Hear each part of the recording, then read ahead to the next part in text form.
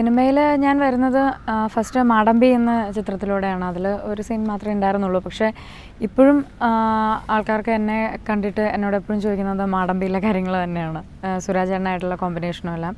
അതിലേക്ക് ഞാൻ വരാൻ കാരണം ഞാൻ ഇതുപോലെ തന്നെ വേറൊരു ചാനലിൽ ഒരു കോമഡി ഷോ അവതരിപ്പിച്ചിരുന്നു. അങ്ങനെ അത് കണ്ടിട്ടാണെന്ന് തോന്നുന്നു അതിൻ്റെ കൺട്രോളർ സെവൻ ആർട്സ് മോഹനേട്ടൻ വിളിച്ചിട്ടാണ് ഞാൻ മാടമ്പയിലേക്ക് ചെല്ലുന്നത്. അപ്പോൾ ആദ്യം ഈ ഷോയിൽ നിന്ന് തന്നെയാണ് തുടങ്ങിയത്.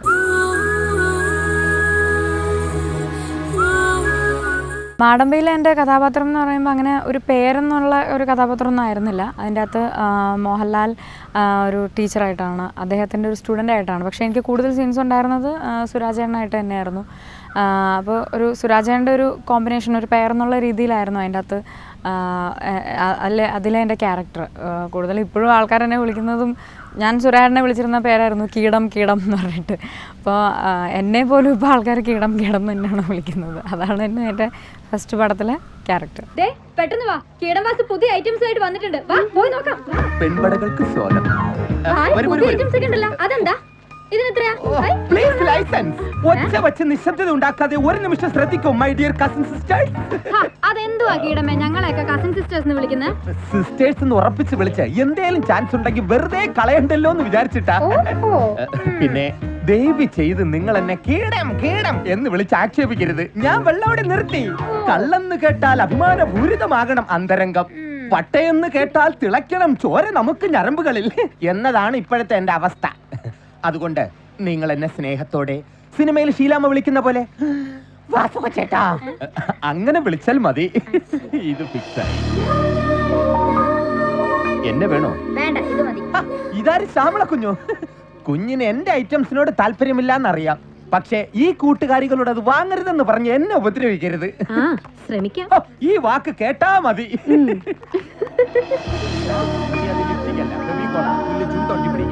അത്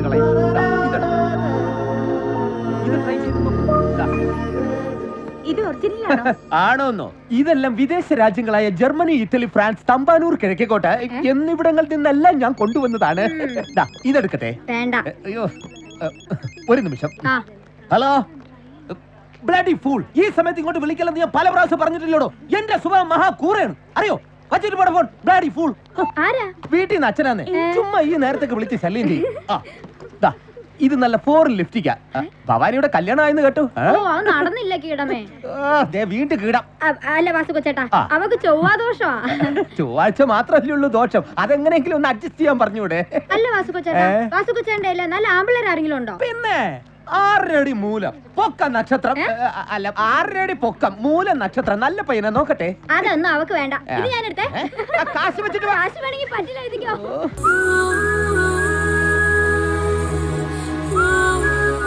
ക്യാമറയ്ക്ക് മുൻപിൽ എൻ്റെ ആദ്യ അനുഭവം പ്രത്യേകിച്ച് അങ്ങനെ വലിയ ടെൻഷൻ ഉണ്ടായിരുന്നില്ല. എന്നാലും കുറച്ച് ടെൻഷൻ ഉണ്ട്. അത് എനിക്കിപ്പോഴും ഉണ്ട്. അത് ആദ്യം എന്നല്ല, ഇപ്പോഴും ഓരോ ക്യാരക്ടേഴ്സ് ചെയ്യുമ്പോഴും ആദ്യം ഒരു സെറ്റിൽ ചെല്ലുമ്പോഴാണേലും ഒക്കെ നമുക്ക് നല്ല ടെൻഷനുണ്ട്.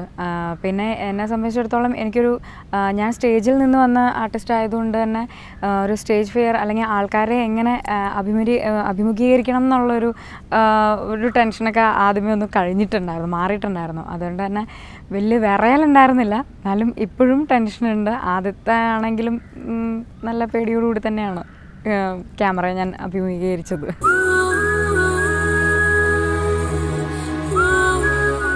കുടുംബം, ഞാൻ താമസിക്കുന്നത് എറണാകുളത്ത് പനമ്പള്ളി നഗറിലാണ്. എൻ്റെ വീട്ടിൽ എൻ്റെ ബ്രദർ ചേട്ടനാണ്, പിന്നെ അമ്മ. അച്ഛൻ HMTയിൽ എഞ്ചിനീയറായിരുന്നു, കളമശ്ശേരി HMTയിൽ എഞ്ചിനീയറായിരുന്നു.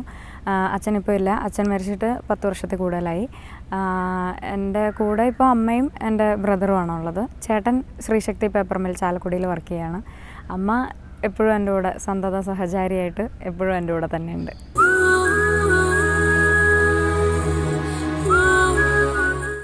എൻ്റെ ഇഷ്ടങ്ങൾ, എൻ്റെ ഏറ്റവും വലിയ ഇഷ്ടമായിരുന്നു സിനിമയിൽ അഭിനയിക്കാൻ.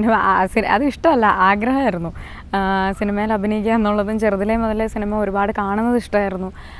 സിനിമയെ പറ്റിയിട്ട് കൂടുതൽ അറിയുന്നത് അതൊക്കെ ഭയങ്കര ഇഷ്ടമുള്ള കാര്യങ്ങളായിരുന്നു. അപ്പോൾ പിന്നെ ഡ്രസ്സും കാര്യങ്ങളൊക്കെ ഒരുപാട് വർത്തമാനം പറയാൻ ഇഷ്ടമാണ്.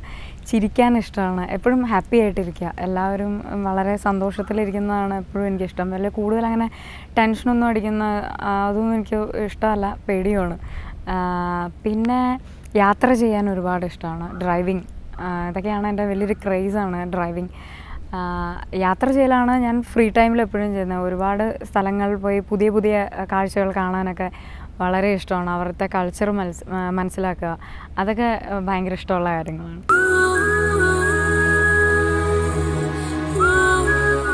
സൗന്ദര്യ സംരക്ഷണം അങ്ങനെ വലിയ കാര്യമായിട്ടുള്ള സൗന്ദര്യ സംരക്ഷണങ്ങളൊന്നുമില്ല. പിന്നെ ഇടയ്ക്ക് പാർലറിൽ പോവും. വലിയ വീട്ടിലാണേലും അങ്ങനെ വലിയ സൗന്ദര്യം അങ്ങനെ സംരക്ഷിക്കാൻ പാകത്തിനൊന്നും ചെയ്യാറൊന്നുമില്ല.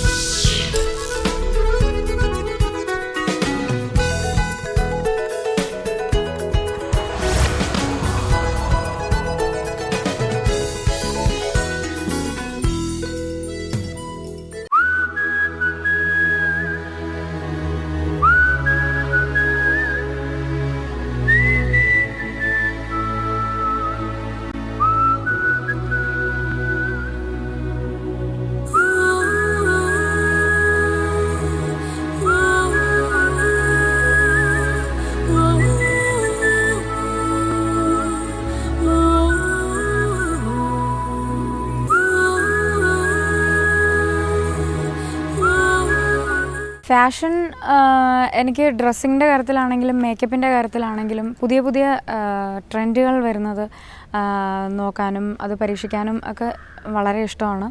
പിന്നെ ഇതെല്ലാം ആണെങ്കിലും അവനവന് ചേരുന്ന വിധത്തിലുള്ള ഡ്രസ്സുകൾ ഇടുക എന്നുള്ളത് തന്നെയാണ് എൻ്റെ ഒരു പോളിസി. അത് എല്ലാവർക്കും അങ്ങനെ തന്നെ ആയിരിക്കുമല്ലോ. പുതിയ ഫാഷനായിട്ട് പ്രത്യേകിച്ച് ഞാൻ കൊച്ചിയിൽ ജനിച്ച് വളർന്നൊരു കുട്ടിയാണ്. അപ്പോൾ അതിൻ്റേതായ ഒരു അവിടുത്തെ ഒരു കൾച്ചറും ആ ഒരു ഫാഷൻ രീതികളും ഒക്കെ ഞാനിപ്പോഴും പിന്തുടരുന്ന ഒരാളാണ്. ഒരുപാട് പുതിയ പുതിയ പരീക്ഷണങ്ങൾ എപ്പോഴും നോക്കി കാണാറുണ്ട്.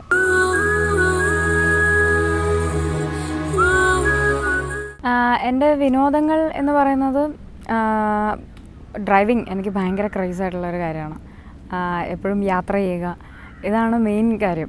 ഷൂട്ടിംഗ് ഇല്ലാത്ത സമയത്ത് അല്ലെങ്കിൽ പിന്നെ ഞാൻ എപ്പോഴും കൂടുതൽ പ്രോഗ്രാംസ് ഒരുപാട് ചെയ്യുന്നുണ്ട്, സ്റ്റേജ് പ്രോഗ്രാംസ്. അപ്പോൾ അതും ഷൂട്ടിങ്ങും പ്രോഗ്രാംസും ഇല്ലാത്ത സമയത്ത് എനിക്ക് ഏറ്റവും ഇഷ്ടം യാത്ര ചെയ്യുന്നതാണ്. അപ്പോൾ അതാണ് എൻ്റെ പ്രധാന വിനോദം എന്ന് പറയുന്നത്. എപ്പോഴും യാത്ര ചെയ്യുക, ഡ്രൈവിങ്, ഇങ്ങനെ ഓരോ പുതിയ പുതിയ സ്ഥലങ്ങൾ കാണുക, അതൊക്കെ തന്നെയാണ് എൻ്റെ ഏറ്റവും വലിയ വിനോദം.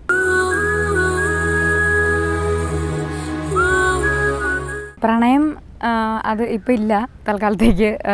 പിന്നെ കല്യാണം എന്ന് പറയുന്നതും അത് ഇനിയൊരു 3-4 വർഷം കഴിഞ്ഞിട്ടൊക്കെ ഉണ്ടാവുള്ളൂ. എന്തായാലും എല്ലാവരെയും അറിയിച്ചിട്ട് തന്നെ കല്യാണം കഴിക്കുള്ളൂ. വഴിയെ അറിയിക്കാം എല്ലാവരെയും.